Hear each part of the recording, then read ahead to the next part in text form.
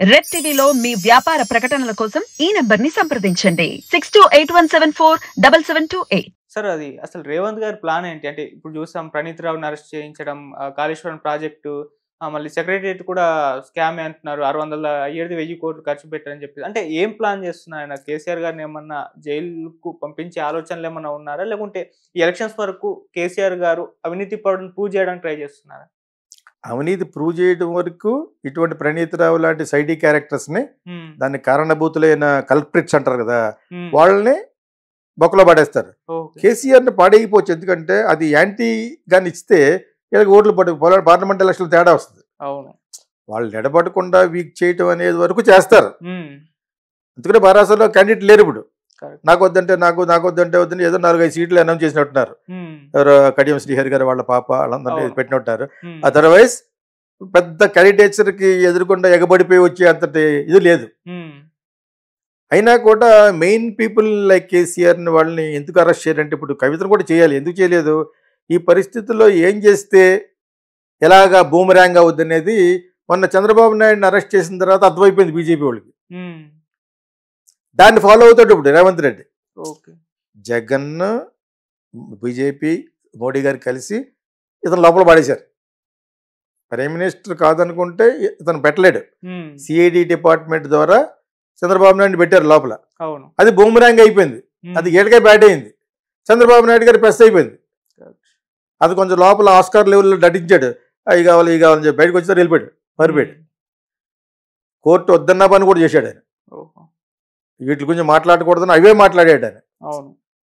అర్థమైంది ఇప్పుడు. సో అది వీళ్ళందరికీ దాన్ని ఏమంటారు, ఆదర్శం అన్నమాట. ఇప్పుడు అదే మిస్టేక్ ఎవరు చేయరు ఏ స్టేట్లో కూడా. అంచేత కావాలని డైరెక్ట్గా జైల్లో ఎందుకు పెట్టారంటే పార్లమెంట్ ఎలక్షన్ దెబ్బకూడదు. దానికి సంబంధించిన బ్యూరోక్రాట్స్ని పెడతారు లోపల. మీకు అర్థమైంది ఇప్పుడు. పొలిటీషియన్ బట్టి ఇక్కడ ప్రపంచంలోనూ భారతదేశంలో ఎక్కువ సెంటిమెంటల్ కంట్రీ ఏమంటది. వాడు 100 మటర్లు చేసినా కూడా వాడిని మళ్ళీ ఊరేస్తున్నప్పుడు మనం ఏడుస్తూ ఉంటాం. ఆ టైప్ కంట్రీ ఇక్కడ. అంచేత ఇప్పుడు అవి చేయరు అనమాట. ప్లస్ ఎదుర్కొన్న కనపడిపోతుంది. చంద్రబాబు నాయుడు అలా పెట్టడం వలన BJP has become bad and Jagan has become bad. ఇప్పుడు దాన్ని ఆదర్శంగా తీసుకుంటారని నేను అనుకుంటున్నాను. ఐ డోంట్ నో, నా స్ట్రాటజీ కొంచెం డిఫరెంట్గా ఉంటుంది. డెఫినెట్గా అదే ఫాలో అవుతారు. Because Revanth Reddy is the typical politician. Politician మంచి ఊపులో ఉన్నాడు ప్రస్తుతం. సంచేత ఏదో అతని మీద కాంట్రవర్సీ పట్టి రావడానికి ఆయన దళితుడు, అతను నా ఫ్రెండే, ఎవరు ఆయన పేరేం పేరు, ఉప ముఖ్యమంత్రి ఇక్కడ, నాకు బాగా ఫ్రెండ్ ఆయన.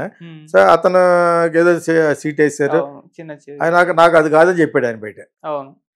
ఏమన్నా ప్లేట్ మీద కూర్చున్నాడు, ఆయనకి వీలుగా ఉండే ప్లేట్ మీద. దాన్ని కూడా వక్రీకరించడానికి వాళ్ళ బీఆర్ఎస్ ట్రై చేశారు. ఏదో విధంగా అతని మీద గెంటేయడానికి. అతనికి ఏం కావాలి, రేవంత్ నేను ఆ సీట్లో కూర్చుంటానన్నా కూడా కూర్చోవచ్చు. ఇతను వెళ్ళి ఆ సీట్లో కూర్చుంటే ఇంకా పేరు వచ్చేస్తుంది కదా. అసలు వాళ్ళ దృష్టే లేదు వాళ్ళకి. వాళ్ళని అనుకోవడం ట్రై చేస్తారు, కానీ వీళ్ళు అరెస్ట్ చేయరు. They will wait for some time అని నేను అనుకుంటున్నాను. I don't know sir. మన దగ్గర కూడా సెంటిమెంట్ ఉంది సార్. బాగా మంది నమ్ముతారు ఎవరైనా పొలిటీషియన్ జైలుకు వెళ్ళొస్తే నెక్స్ట్ సీఎం అయిపోతారు అని చెప్పేసి.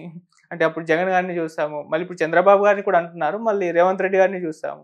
సో అటువంటి పరిస్థితి అంటే ఆ సెంటిమెంట్ నమ్ముతున్నారు, మీరేం చెప్తారు? సెంటిమెంట్ కాదు, అది వర్కౌట్ అవుతుంది. చంద్రబాబు నాయుడు జైలుకి వెళ్తే బాధపడిన వాళ్ళు ఒక 70-80% ఉన్నారు. ఓకే, వాళ్ళందరూ కానీ ఎన్ని పక్కన పెట్టి చేసేస్తే ఆయన సీఎం అవుతాడు. జైలుకి వెళ్ళేందుకు అవుతాడని అది ఎప్పటి నుంచో స్వతంత్రం వచ్చినప్పుడు ప్రతి వాళ్ళు చెప్పుకుంటూ ఉంటారు. మా తాతయ్య గారు జైల్లో ఉన్నాడు అంటాడు. ఎవడు మీ తాత? వాళ్ళ ఫాదర్ తెలియదు మనకి. ఇప్పుడు గొప్పగా చెప్పుకుంటారు కదా, మా గ్రాండ్ ఫాదర్లో స్వతంత్రం కోసం పోరాడి ఉప్పు సత్యాగ్రహంలో వెళ్ళి ఏదో కౌరులు చెప్తుంటారు కదా. నిజంగా వెళ్తూ ఉండొచ్చు, అదో గొప్ప. ఇప్పుడు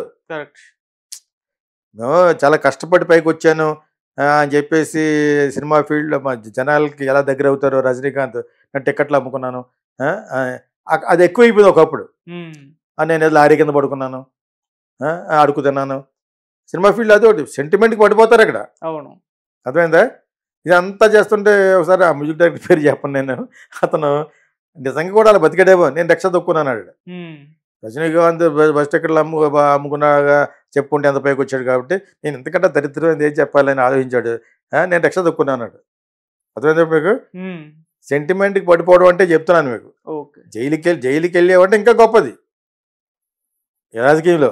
ఉమ్, ఎప్పుడో జరిగిపోయిన స్వతంత్రం వచ్చే ముందు జైలుకి వెళ్ళే వాళ్ళు కూడా చెప్పుకుంటారు మన కుర్రోళ్ళను. ఉమ్, మా గ్రేట్ గ్రాండ్ ఫాదర్ జైల్లో ఉన్నాడు, ఏమైనా మర్డర్ చేసాడు అంటాం అనుకో, చాలా కోపం వచ్చేద్దరికి. లేదు, స్వతంత్ర రాగ కోసం పోరాడాడు, బొంగు పోరాడలే, ఏదో అందరితో నలుగుతో పాటు 5 రోజులు ఉండి ఉంటాడు. అవును. దానికి కూడా రాసేసుకుంటారు పుస్తకంలో, my great grandfather has been jailed during the time of independence అని. అది ఒక పెద్ద క్రెడిట్ అది. ఇప్పుడు కరెక్ట్ సార్. ఆ విధంగా నువ్వు అన్నట్టు అలాగే వెళ్ళిన వాళ్ళకి వస్తే రావచ్చు. మన వాళ్ళు ఇటువంటి సెంటిమెంట్లని లింక్ చేసేటప్పుడు మన వాళ్ళు గ్రేట్. ఓకే. తెలుగు వాళ్ళను బాగా గ్రేట్. ఆడు అలాగే లేడు కాబట్టి ఇడు అలాగే వెళ్ళినప్పుడు ఆ బల్లి అక్కడ ఉంది కాబట్టి ఇప్పుడు కూడా బల్లి ఫోటోగ్రాఫ్లో ఉంది, లింక్ చేస్తారనమాట. మేము చాలా ప్రీ హిస్టారిక్ అంటేనే మేము ఇంకా రాతి యుగంలోనే ఉందాం చెప్పుకోవడం ఇష్టం వాళ్ళకి. ఇలా రాతి యుగం కాబట్టి ఏంటిది, ఆడు జైలుకి వెళ్ళింది కొన్ని 1000 కోట్లు తినేసాడని కదా. ఇప్పుడు కూడా వెళ్ళొచ్చు. ఓడిపోతే ఫస్ట్ జైలుకి వెళ్ళేది చంద్రబాబు నాయుడే. అయిపోయిందా ఏంటి, జగన్ ఓడిపోయినా జగన్ వెళ్ళిపోతాడు. ఎక్కడ విజయం ఉంటుందో వాళ్ళనే పట్టుకుంటారు వాళ్ళు బీజేపీ వాళ్ళు. ఓడిపోతే నీ గొయ్యి నువ్వే ఊపినట్టు లెక్క. అంచేత by hook or crook Jagan గెలవాలి, by hook or crook Chandrababu Naidu గెలవాలి. అర్థమైంది ఇప్పుడు?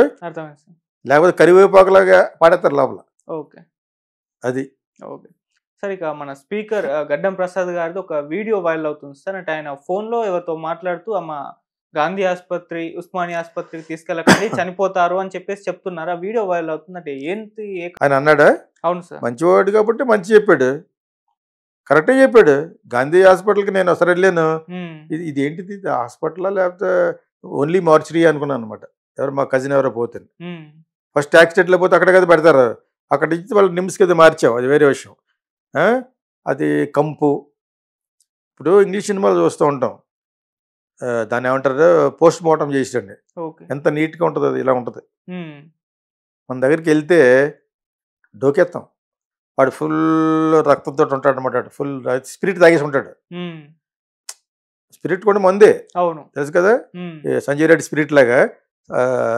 స్పిరిట్ అంటే మందు, అందులో కొన్ని నీళ్లు కలుపుకుని తాగితే ఫుల్ కిక్లో ఉంటాడు అనమాట, శాతం ఉంటాడు.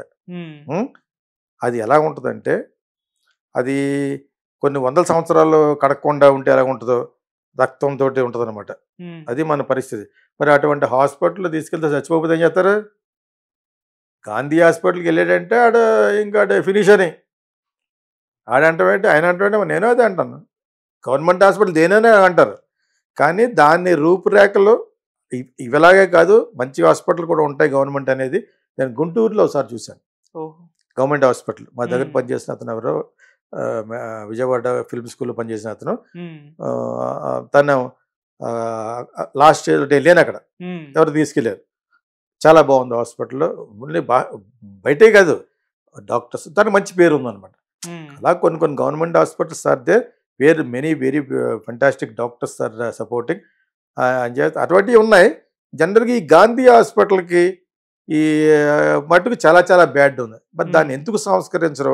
అది అట్లీస్ట్ స్పీకర్ అన్నాడు కాబట్టి సందర్భంగా ఎలాగ కేసీఆర్ చేయలేదు, ఈ రేవంత్ రెడ్డి అయినా దాన్ని ఒక సాఫిస్టికేటెడ్గా చేస్తే, ఎస్పెషలీ దట్ పోస్ట్ మార్టం చేసేది ఉంటుంది కదా, దాన్ని మేక్ ఇట్ యాజ్ ఇంగ్లీష్ సినిమాలో చూడండి, అది బాగా చేయండి. యాక్చువల్గా దానికి వాడికి ఒక ఫెసిలిటీ ఉండదు, వాడికి చాలా దరిద్రంగా ఉంటాడు అనమాట ఆ కోసివాడు.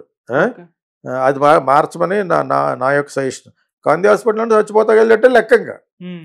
మన కోవిడ్లో ఏమనుకునేవాళ్ళు, అలా జరిగినాయి కూడా కదా. పలానా హాస్పిటల్కి వెళ్తే పలానా పేషెంట్ చూడడానికి వెళ్ళాడు చచ్చిపోయాడు. టీఎన్ఆర్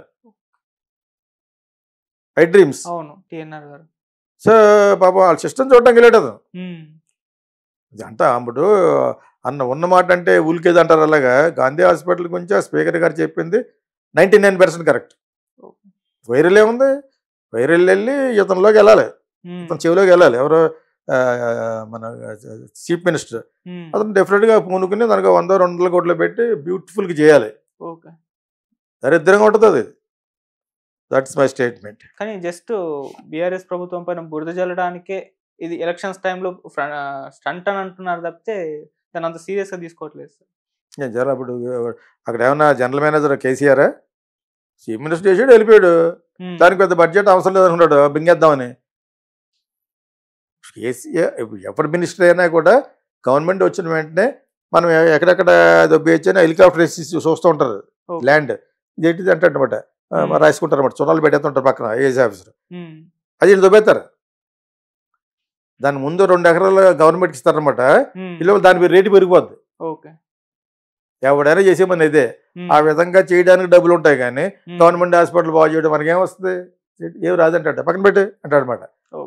ఇప్పుడు ఎప్పుడో అయిపోయిన వాళ్ళు ఇప్పుడు నువ్వు చేయపోని, వాళ్ళని బురద చల్లే బదులు మీరు పన్నీరు చల్లుకోండి పని చేసి.